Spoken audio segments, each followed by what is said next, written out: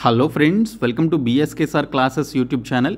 Friends, ఈ వీడియోలో SSC MTS examination October 8 second షిఫ్ట్లో అడిగినటువంటి క్వశ్చన్ అండ్ ఆన్సర్స్కి సంబంధించిన మెమరీ బేస్డ్ క్వశ్చన్స్ ఈ వీడియోలో చూద్దాము.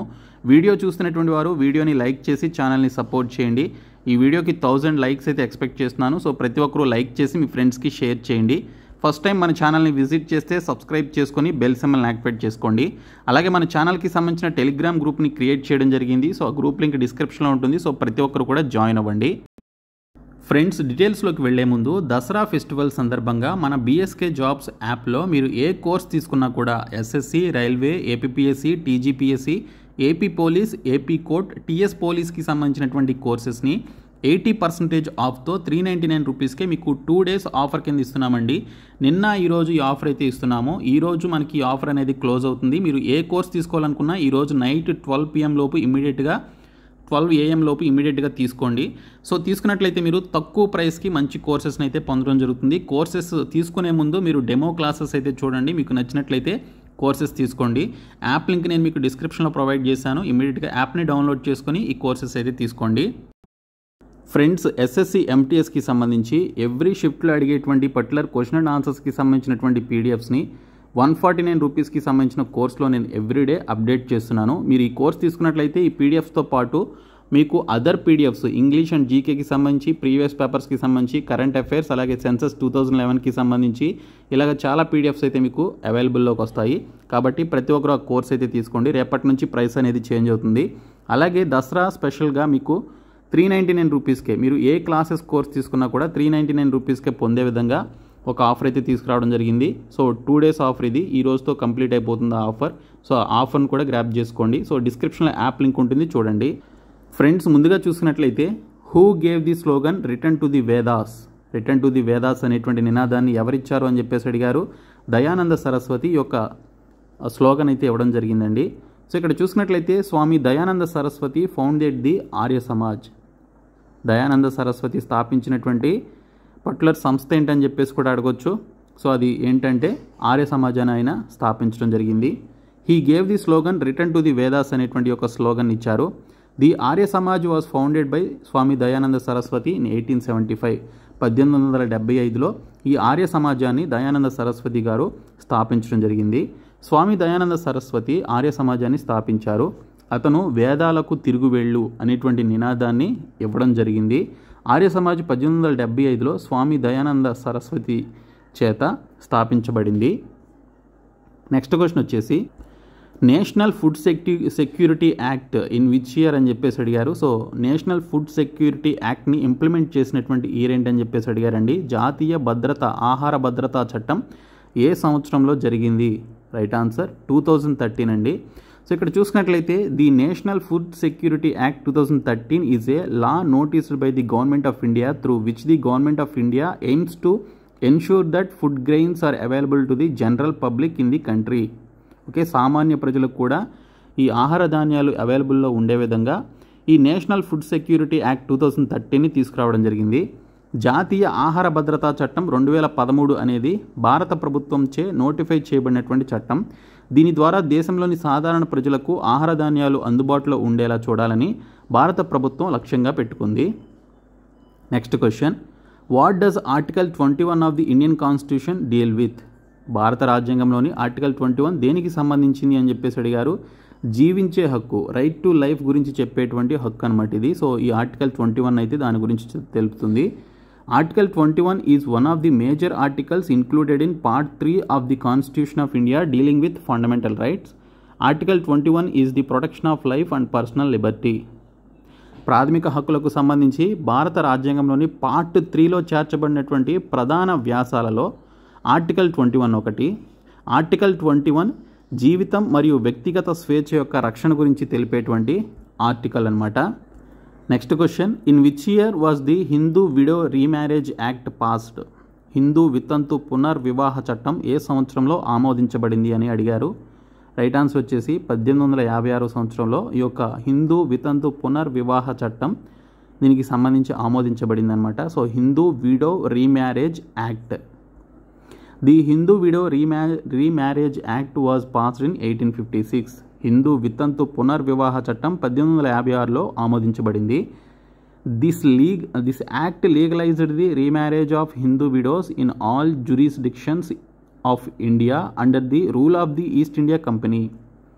ఈ చట్టం ఈస్ట్ ఇండియా కంపెనీ పాలనలో భారతదేశంలోని అన్ని అధికార పరిధిలో హిందూ వితంతువుల పునర్వివాహాన్ని చట్టబద్ధం చేయడం జరిగింది. సో ఇది 1856లో ఇంప్లిమెంట్ చేసినటువంటి యాక్ట్ అనమాట. Next question, in which year did the Indian men's hockey team win its first Olympic gold medal? Options కూడా ఇచ్చారు. 1928, 1956, 1975, 1982.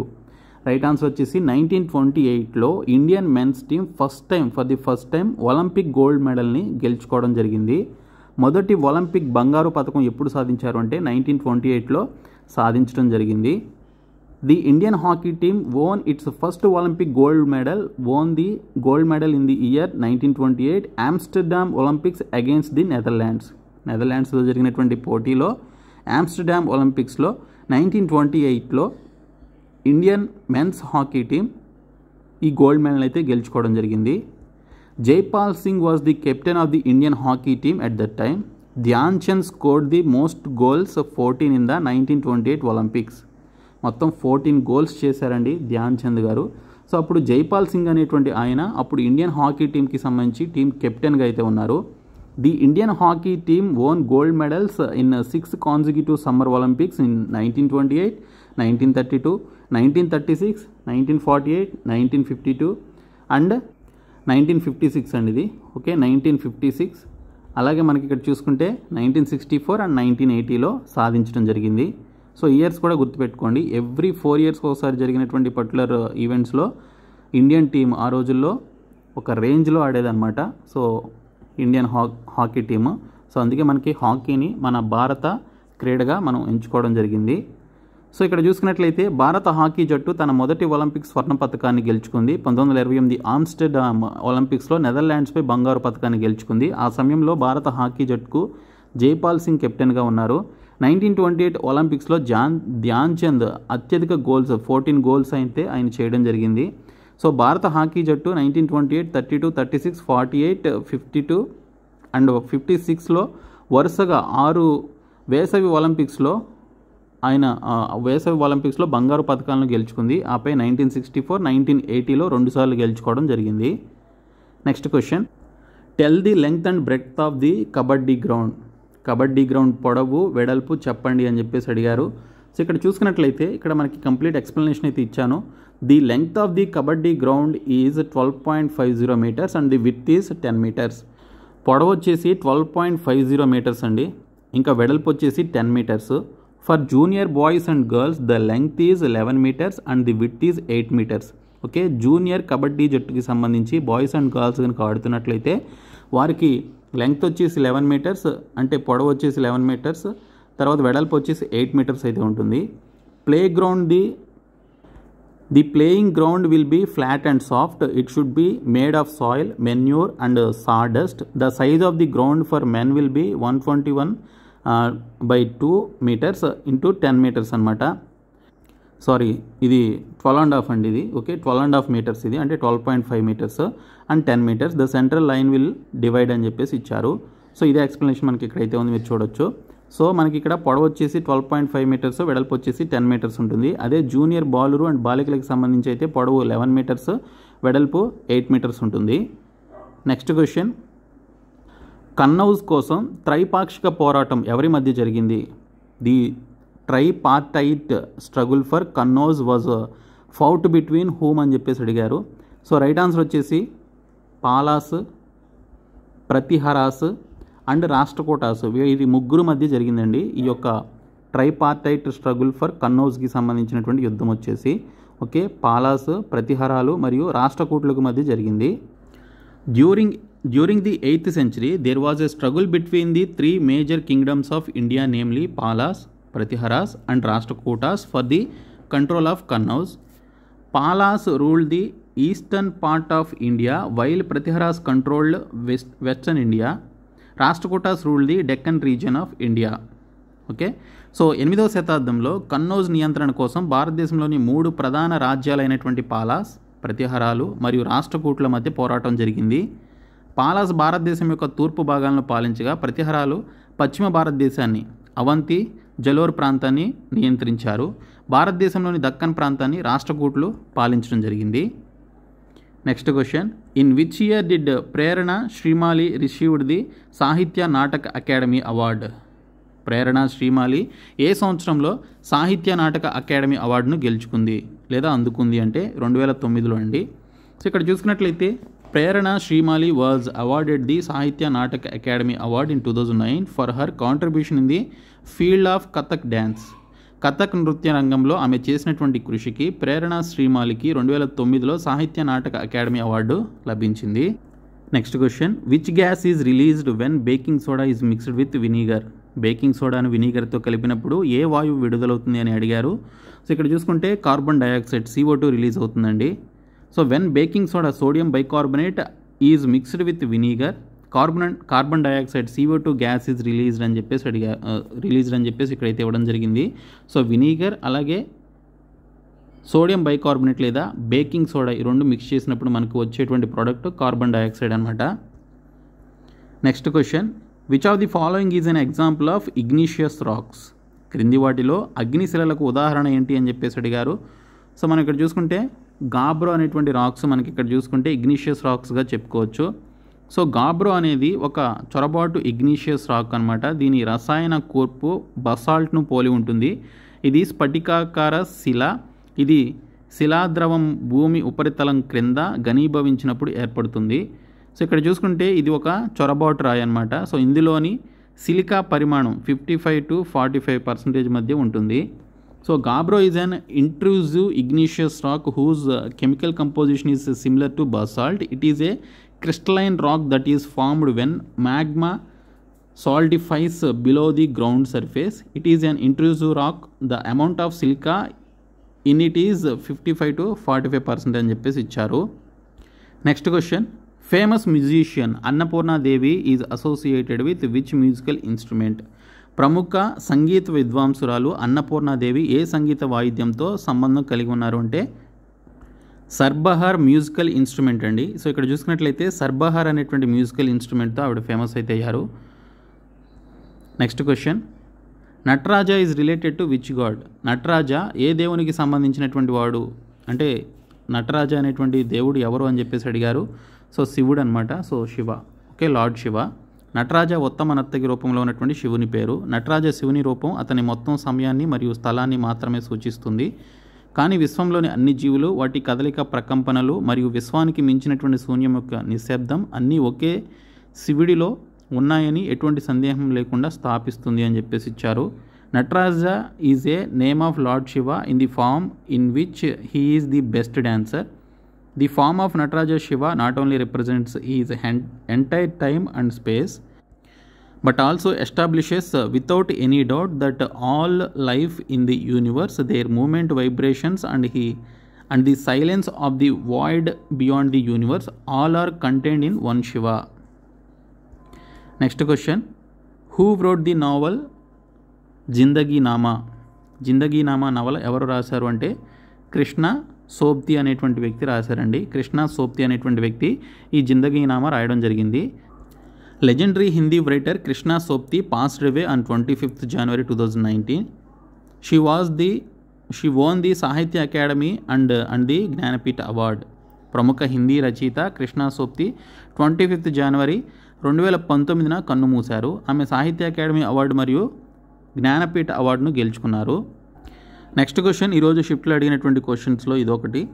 What does L stands for in SHG BLP?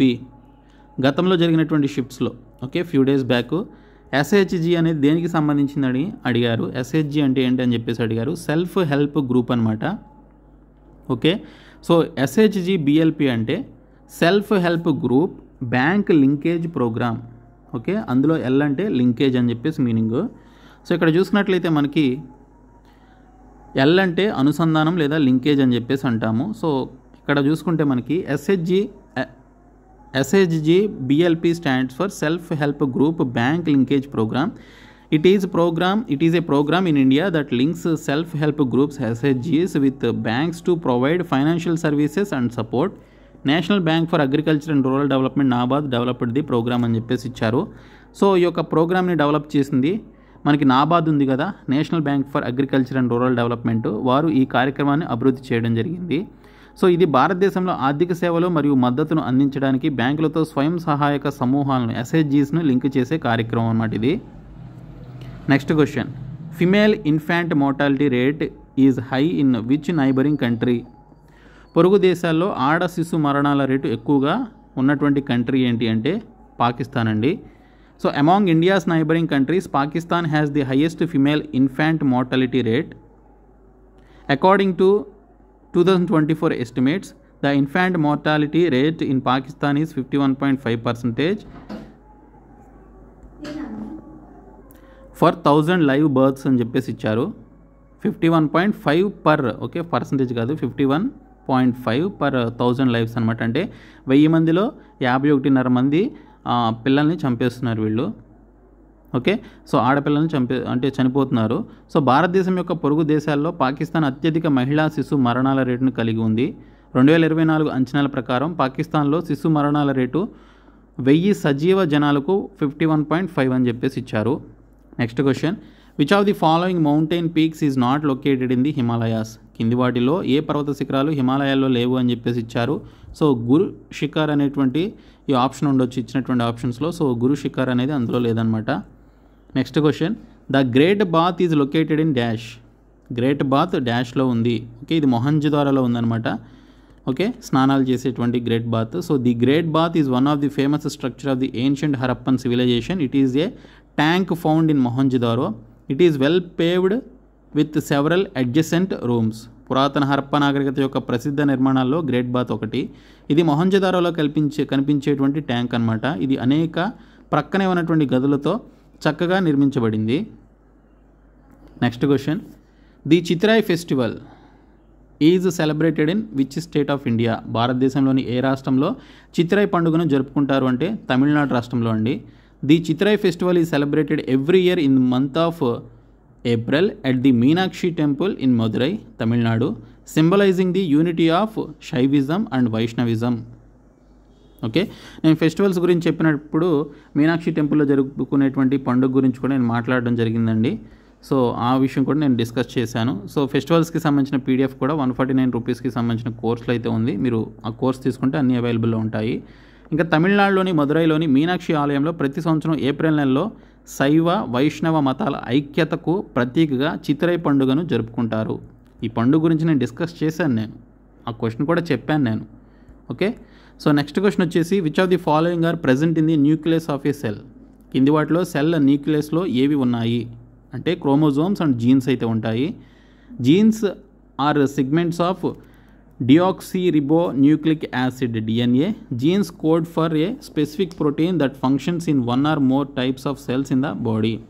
జన్యువులు డియాక్సిరిబోన్యూక్లిక్ యాసిడ్ డిఎన్ఏ యొక్క విభాగాలు శరీరంలోని ఒకటి లేదా అంతకంటే ఎక్కువ రకాల కణాల్లో పనిచేసేటువంటి నిర్దిష్ట ప్రోటీన్ కోసం జన్యువుల కోడ్ అని చెప్పేసి ఉంది. సో ఇవి జీకేకి సంబంధించినవి. ఇంకా మనకి ఇక్కడ చూసుకున్నట్లయితే సినానిమ్కి సంబంధించి 2 క్వశ్చన్స్ అడిగారని చెప్పేసి మెమరీ బేస్డ్ క్వశ్చన్స్ ఇవి వాళ్ళ గుర్తున్నవి చెప్పారు. ఇంగ్లీష్ ఎక్కువ మంది చెప్పట్లేదండి, చెప్తే యాడ్ చేయడానికి నాకు ఎటువంటి ప్రాబ్లం లేదు. ఇక్కడ పనేషియా సినానిమ్ ఏంటని చెప్పేసి అడిగారు. పనేషియా అంటే క్యూర్ ఫర్ ఆల్ అనమాట, అంటే ఒక మెడిసిన్ అని చెప్పుకోవచ్చు. సో దీనికి సిమిలర్గా ఉండేటువంటి ఆప్షన్ ఏంటనేది మీరు ఇచ్చినటువంటి ఆప్షన్స్లో చూసి పెట్టుకోవాలి. ఇంకా హ్యాంపర్ అంటే అడ్డుకోవడం, ఓకే, హిండరింగ్ చేయడం అంటే అడ్డుపడడం లేదా అడ్డుకోవడం లేదా ఆటంకం కలిగించడాన్ని హ్యాంపర్ అంటారు. దానికి సిమిలర్గా ఉండేటువంటి మీనింగ్ ఏంటనేది మీరు రాయాలి.